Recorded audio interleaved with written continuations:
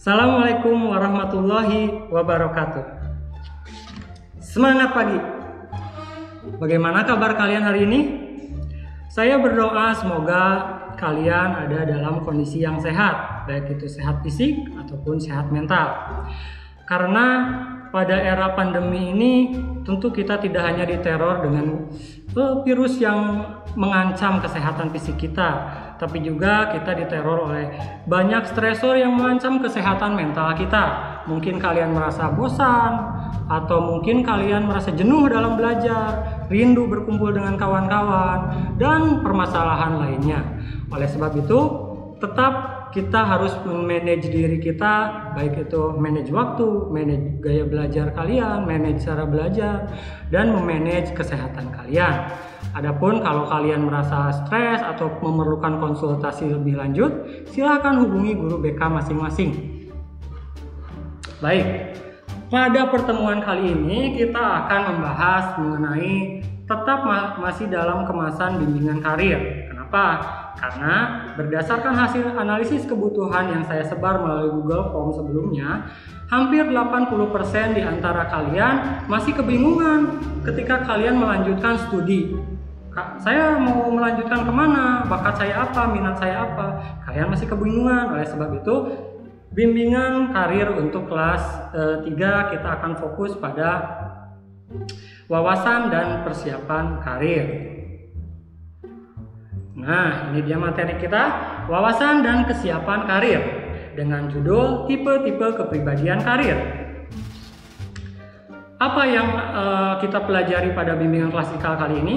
Yang akan kita pelajari atau tugas perkembangan yang akan kalian dapatkan yaitu pengenalan diri dan wawasan karir atau pengembangan wawasan karir, sehingga bertujuan untuk mengembangkan alternatif perencanaan karir dengan mempertimbangkan kemampuan diri, peluang, dan ragam karir.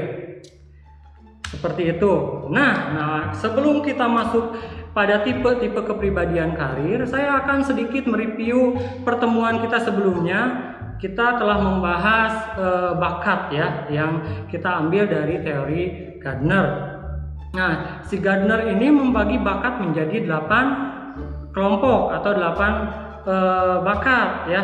Yang pertama adalah bakat linguistik, di mana bakat tersebut merupakan kemampuan menggunakan kata-kata yang efektif baik lisan ataupun tulisan. Biasanya ditandai dengan ketika berbicara mudah merangkai kata, terus jika senang berdebat dan lain sebagainya seperti itu. Yang kedua adalah kecerdasan matematis logis atau bakat matematis logis, di mana kemampuan ini merupakan kemampuan dalam operasi matematika atau angka ya, atau juga bermain simbol-simbol atau rumus-rumus atau analisis logis seperti itu. Yang ketiga adalah bakat spasial atau kemampuan memvisualisasikan atau memanipulasi ruang ya, artinya ketika dia dia melihat atau dia mengimajinasikan, dia dapat memvisualisasikannya pada gambar, seni patung atau lain sebagainya seperti itu. Yang selanjutnya adalah kecerdasan musikal, di mana kecerdasan musikal ini merupakan kecerdasan mengekspresikan, memahami, dan mencipta musik. Nah, dan yang selanjutnya adalah kecerdasan interpersonal. Kecerdasan interpersonal ini merupakan kemampuan memahami orang lain. Biasanya ditandai dengan mudahnya bergaul, mudahnya diterima di berbagai kelompok teman, gitu ya. Nah, yang selanjutnya, yang keenam adalah bakat intrapersonal. Bakat intrapersonal ini merupakan kemampuan memahami diri sendiri ya.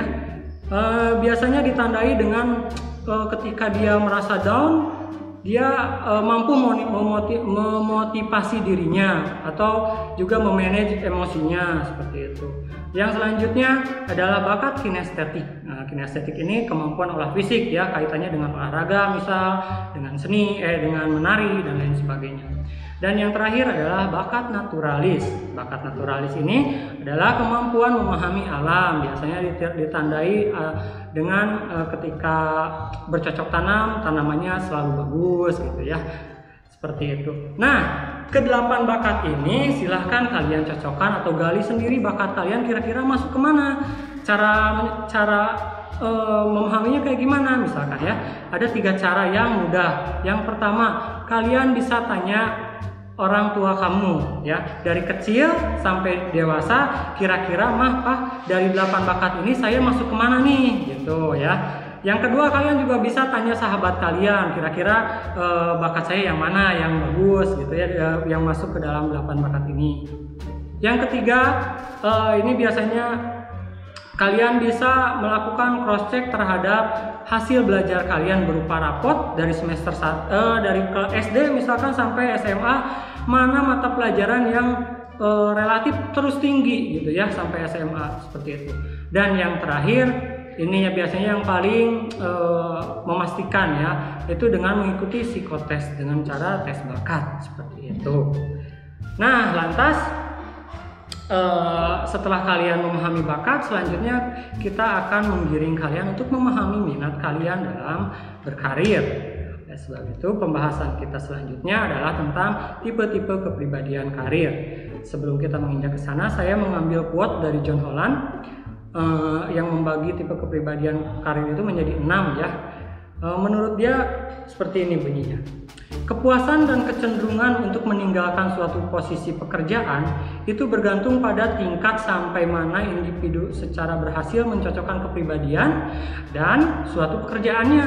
Nah, jadi ketika ada orang yang misalkan minat dia kerja di luar ruangan, tetapi setelah bekerja dia di dalam ruangan, misalkan sebagai operator komputer atau lain sebagainya, yang sehari-hari bekerja di dalam komputer, nah itu biasanya nanti akan menimbulkan stres kerja ya, bisa merusak karirnya seperti itu.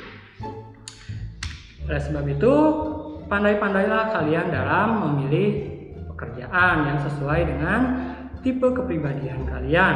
Nah, seperti yang saya bilang tadi, ini dia John Holland membagi tipe kepribadian karir menjadi 6 yang disingkat RIASEC ya. Untuk R yang pertama merupakan tipe kepribadian realistik. Tipe kepribadian realistik ini atau pekerja praktis ini digambarkan sebagai orang yang memiliki skill bekerja dengan mesin atau alat ya. Umumnya orang seperti ini itu menghindari aktivitas sosial seperti mengajar, menyembuhkan, menyuluh dan lain sebagainya ya. Orang dengan tipe seperti ini biasanya melihat diri mereka sebagai pribadi yang praktis, mekanis, dan realistis. Contohnya seperti apa? Contohnya seperti pekerjaan-pekerjaan engineering, terus mekanik, pilot, dan tugas polisi dan lain sebagainya ya. Seperti itu. Yang kedua adalah tipe investigatif atau pekerja penyelidik. Nah, tipe pekerja penyelidik ini diuraikan sebagai orang yang gemar dan pandai memecahkan masalah melalui investigasi-investigasi yang mendalam. Mereka biasanya menghindari pekerjaan-pekerjaan yang sifatnya memimpin orang ya, atau menjual atau mempersuasi orang, itu biasanya dihindari. Nah, tipe seperti ini biasanya melihat dirinya itu sebagai orang yang presisi, saintifik, dan intelektual. Lantas, contohnya pekerjaan apa saja yang di tipe investigatif ini?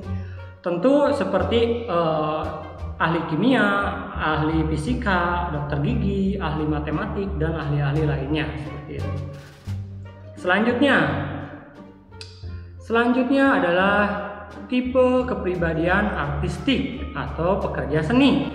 Nah, dalam pekerja seni ini biasanya seseorang menyukai melakukan aktivitas seni ya, atau drama, atau keterampilan tangan, menulis sastra. Nah, biasanya tipe kepribadian artistik ini biasanya dia menghindari aktivitas-aktivitas yang rutin, yang berulang gitu ya, yang terjadwal, serta pekerjaan yang sifatnya highly ordered. Nah, biasanya orang yang punya kepribadian seperti ini biasanya dia cenderung lebih ekspresif, original ya, inovatif dan independen. Contohnya untuk tipe kepribadian seperti ini apa? Misalkan desainer pakaian, penari, komposer, editor buku, atau desain grafik dan lain sebagainya. Nah, seperti itu ya. Selanjutnya adalah tipe kepribadian sosial atau pekerja sosial. Nah, biasanya orang-orang yang memiliki tipe kepribadian sosial ini suka menolong sesama serta pandai melakukan kegiatan seperti mengajar atau konsultasi ya, curhat kayak gitu dengan temannya, itu senang merawat dan memberikan informasi-informasi. Nah, orang-orang seperti ini biasanya menghindari pekerjaan-pekerjaan yang berhubungan dengan mesin atau alat ya. Nah, contohnya seperti apa? Contoh kerjaannya seperti apa? Yaitu bisa menjadi guru, konselor, perawat gitu ya. Tipe seperti ini biasanya dia cenderung sebagai pribadi yang suka menolong, bersahabat, bisa dipercaya. Ya pokoknya yang sifat-sifat sosialis gitu ya. Next. Nah, yang selanjutnya adalah tipe E atau tipe enterprising yang berarti tipe kepribadian wirausaha, di mana pekerjaan tipe kepribadian ini menitik beratkan pada mempengaruhi orang lain, memimpin, menciptakan inovasi-inovasi dengan tujuan untuk menjual atau berbisnis ya. Umumnya menghindari yang membutuhkan observasi mendalam atau pemikiran-pemikiran analitis, itu biasanya dihindari oleh orang yang memiliki kepribadian seperti ini. Nah, tipe kepribadian ini biasanya lebih energik ya, ambisius dan mudah bersosialisasi. Contoh pekerjaan dengan yang pas dengan tipe kepribadian ini apa? Bisa menjadi sales, agen real estate, pengacara, hakim, manajer hotel dan lain sebagainya. Seperti itu. Nah, dan yang terakhir. Oke, capek ya. Kalian jangan di-skip ya video ini. Yang terakhir adalah tipe konvensional. Tipe konvensional merupakan tipe yang menitik beratkan pada kerapihan membereskan arsip-arsip, bekerja sesuai aturan atau standar operasi yang sudah dijadwalkan. Biasanya tipe yang kepribadian seperti ini biasanya dia menghindari aktivitas-aktivitas terstruktur dan tidak jelas ya. Tipe seperti ini biasanya memandang dirinya sebagai pribadi yang teratur, mengikuti sistem yang baku lah ya. Contohnya untuk bekerjanya seperti apa? Bisa menjadi sekretaris, teller bank dan lain sebagainya. Oke, jadi seperti itu ya. Kalian semua silakan dengan mengamati ke-6 kepribadian ini, tipe kepribadian ini, silakan kalian kira-kira cocoknya masuk kemana nih gitu ya. Adapun kalau kalian masih bingung, saya telah menyiapkan kuis untuk kalian. Kuisnya ini adalah untuk mengumpulkan informasi agar membantu kalian untuk tidak bingung. Kalian sebenarnya masuk ke tipe kepribadian yang mana sih ya. Nah, untuk itu silahkan kalian siapkan alat tulisnya. Bisa berbentuk kertas ataupun pensil. Selanjutnya nanti kalian diminta untuk memilih satu pernyataan yang paling menggambarkan diri kamu. Yang selanjutnya tulis nanti jawabannya di kertas, dan nanti di akhir kita akan menginterpretasi kira-kira kalian masuk ke bagian yang mana tipe kepribadiannya. Oke? Sudah siap? Sebentar lagi kita akan melakukan kuis ya. Dan namun ketika kalian ingin waktu yang lebih lama, silahkan pause video ini. Oke, kita akan mulai kuisnya. Nah, kuis yang pertama, yang manakah kamu? Pilih satu jawaban yang menggambarkan diri kamu. Apakah pernyataan A, pernyataan B, pernyataan C, D, E, atau F? Pertanyaan kedua, kamu tipe yang mana? Silakan pilih satu pernyataan yang sesuai dengan diri kamu. Apakah pernyataan A, B, C, D, E, atau F? Jika kalian membutuhkan waktu yang lebih lama untuk membaca, silahkan pause video ini. Selanjutnya, mana yang paling menggambarkan diri kamu? Silahkan pilih satu jawaban antara A sampai dengan F. Selanjutnya, yang manakah kamu? Pilih satu jawaban yang paling menggambarkan diri kamu. A, B, C, D, E, atau F. Selanjutnya, nah, mana yang menggambarkan diri kamu? Pernyataan A, atau B, atau C, atau D, atau E, atau F? Selanjutnya, tipe yang manakah kamu? Pilih satu jawaban saja antara A sampai dengan F. Sudah? Kita lanjut. Mana yang paling menggambarkan diri kamu? Pernyataan A sampai dengan F. Silahkan tulis satu jawaban. Nah, oke teman-teman, selesai ya. Jadi kalian setelah menuliskan jawaban-jawaban tadi, silakan sekarang cocokkan dengan hasil jawaban kalian dengan analisis yang ada di sini.